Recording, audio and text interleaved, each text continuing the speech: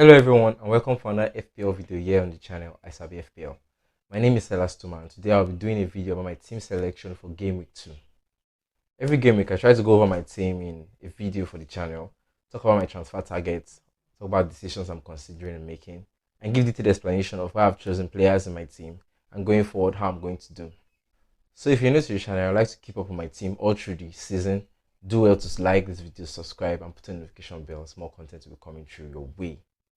So for this one, I'll go through my team for game week 1, talk about the upsides and downsides, and how I feel players performed just before I go on to talk about my team for game week 2. So for game week 1, I scored 62 points and I'm currently ranked in top 3 million. As for the overall rank, it's completely too early for you to start considering overall rank and looking into it and thinking of yourself as not one of the best managers in the world. The points are so closely impacted, and the gap between top 1k and top 1 million could be just 2 points or 3 points. So as we go on to the season, going on in game weeks like game week 5 and above, you can start considering this game week rank. But for now, just leave it on the low. So for game week 1, I had Ramsdale in goal, who got me the clean sheet after playing Crystal Palace in the opening fixture of the Premier League on Friday. So it's quite an astonishing one, and we saw Arsenal play very well. For me particularly, I like the way Arteta has transformed the team and trying to bring them together. They clicked together properly. Martinelli was one of the goal scorers, actually the only goal scorer that was awarded the goal in the Arsenal side. The other goal seems to be a Saka goal and was awarded as an own goal. So Saka got the assist. But Martinelli, I also have him in my team and got 8 points out for the game week.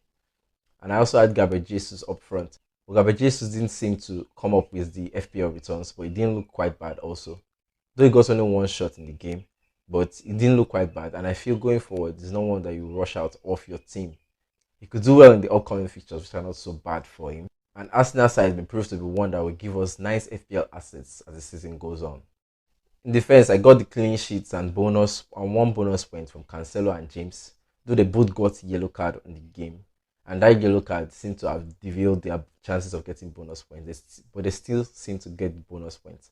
And this is one thing about Cancelo and James. They are players that may be defenders, but it's because they are highly involved in the game, getting some passes and getting some corners and set pieces into the play. They will eventually end up with bonus points, and this is why they are premium defenders here. Though to start the season, I wasn't really fancy on the James issue because Chelsea defense looked a little bit poor in the preseason. But turned out I had a decision to make and got James in for his clean sheets against them.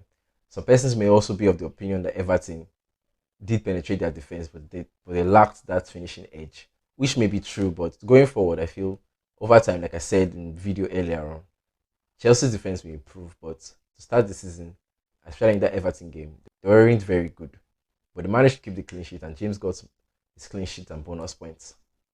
For my double up in defense, Robertson and Trent Alexander-Arnold. It wasn't a bad decision going to the game week, but Fulham caught Liverpool quite off guard. Though Klopp went on to rant about how dry the pitch was, but we also know that Fulham played very well. They played very well and they took the Premier League by surprise and storm. Yeah, I feel they had to make a statement in the first game, especially it's being Liverpool. Talking about clubs that made statements in the first game, we also saw Bournemouth win Aston Villa 2-0. I also saw the Liverpool side as one side that was not perfectly prepared for this game week. I'm not one to say they came into the game week with less preparation, but we also saw some loopholes in them. We also saw that Trent Alexander-Arnold didn't play as well as we've known him to play in past seasons. But going forward, in the next fixture being a home game, I feel we'll do well. I just talked about how Bournemouth defeated Aston Villa 2-0, which was quite a shocker. Basically, there have been talks of unrest in Aston Villa dressing room, talks of Watkins who may finally leave, and then also about Mings, who has not been of good behaviour in the back room. Aston Villa did try to penetrate, but we saw the likes of Bournemouth doing a very good defensive work, backing the box, and making sure that they didn't lose their lead. So the likes of Bailey in my team, I saw how poorly he performed in the game, but I don't feel it's something that will continue. The only issue we might have with Bailey going forward is probably his fitness issue, and I'll talk more on that when I show you my team selection. The other midfielder I had in my team was Rashford, and we also how poorly Manchester United performed against Brighton. The Manchester United may have the time to improve, but for this first game and this first set of games, they don't look so good. So I wouldn't advise anyone to go through their assets. And then up front, I had Jesus and Kane. There were talks after preseason that Kane will be playing more up forward and not necessarily deep in order to bring in Son. But going into that game, 4 goals and Kane had no goal involvement, which is very rare for Spurs. though he had some shots on target and nice passes. Even two of the goals, he was involved in the cross but didn't necessarily get an assist, and which was the most important thing in FPL to get those FPL points. Now over to my team selection. I've started with Ramsdale in goalkeeper position. Though Arsenal will not necessarily keep a clean sheet against Leicester, but I know Ramsdale could well frustrate them by making some awesome saves, just like in the Crystal Palace game we saw. Perhaps get 1 or 2 points from saves in the game, even if he doesn't get a clean sheet. It also looks like a good option for me, especially because my bench goalkeeper is Ward. Then in defense, still the same defense I lined up with in game week 1. Trent, Robertson, Cancelo, and James. The Liverpool plays Crystal Palace in a home game, and this is their first home game of the season. I feel like Liverpool will do very well, and with Anfield on their side, they may well keep a clean sheet. But I'm a little bit worried about the looks of that double up of Liverpool defense. If going into the season, I'm looking to comic game weeks. Liverpool doesn't keep enough clean sheets. I may be tempted to move on Robertson for maybe a Man City defender, because Man City looks like a side that's going to keep more clean sheets as the season goes on. And we saw how they play against West Ham, a team that was not so down the table last season. Playing against West Ham and still keeping a clean sheet, we saw how they could play well and defend well. Definitely speaks signs that they're going to have a lot of clean sheets this season.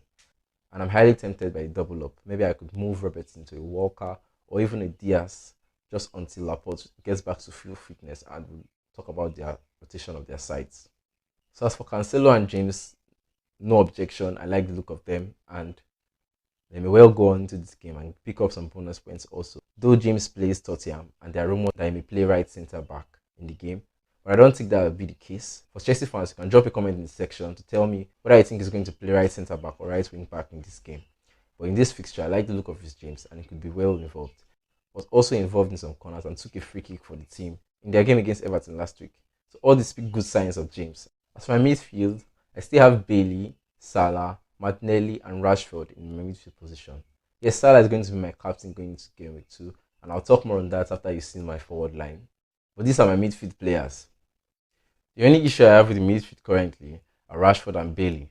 Rashford, because of how not good Manchester United have been, so Rashford is one to consider, especially going into game week 3.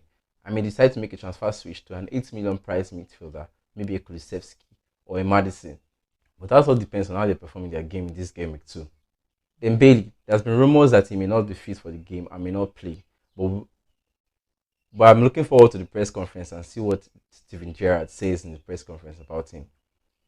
So if he's fit to play, I have no problem with him, especially seeing that they're playing Everton in the early kickoff on Saturday. I feel Aston Villa have a point to prove, especially because it's in a home game and because they've just lost against Bournemouth in the game week 1. And if Bailey starts, he may well be involved in the goals. Going on to my forward line, I have Jesus and King. Yeah, I put Haaland in the thumbnail, and a lot of you were thinking that Haaland's already in my team and talked to him. I'm still going to shed some light on Haaland, of course, but I'm going to give the reasons why I've still lined up with Kane to start the game week 2. Before game week 1, almost every manager was involved in that conflict between Kane and Haaland. I started with Kane because I wanted him for that first 5 game weeks. I talked about it in my game week selection video, where I said Kane is one that is proven in the Premier League and may go on to do well, especially with Chelsea being the only difficult fixture in that first 5 game weeks. So I started with Kane, having these first 5 game weeks in mind. And I don't want to look back on my decision or take a rash decision of moving into Haaland, and almost immediately after Haaland scored 2 goals and a 13-pointer against West Ham.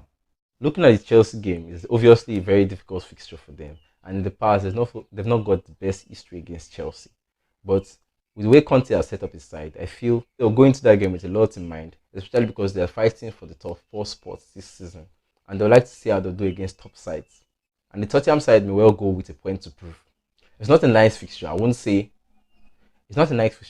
here and defend my decision of Kane, because it's definitely not a nice fixture. And I understand why lots of managers have moved from Kane to Haaland.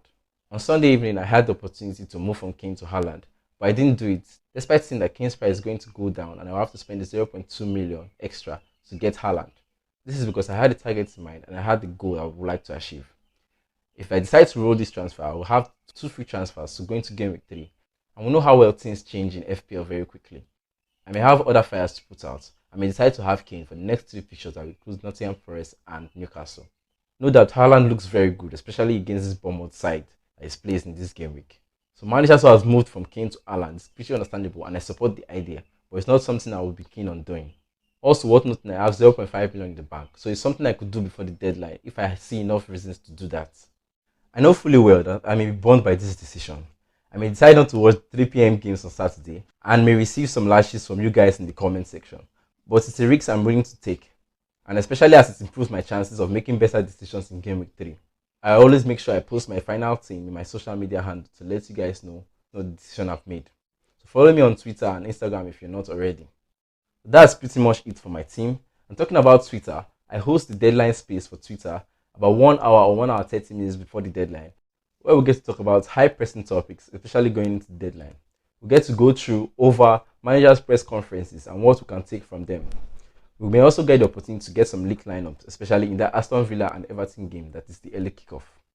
So if you don't follow me on Twitter, do so already so you won't miss out on the deadline space. I will be joined by other top FPL managers of my FPL community in this space, and I look forward to having you there. And if you're new to the channel, be sure to subscribe, put a notification bell as more FPL content comes over the season. Tomorrow I'll be back with a game week preview video where I'll go through some hot topics and share my opinions regarding pressing topics in the community going into the game week 2. So ciao, and I'll see you in the next one.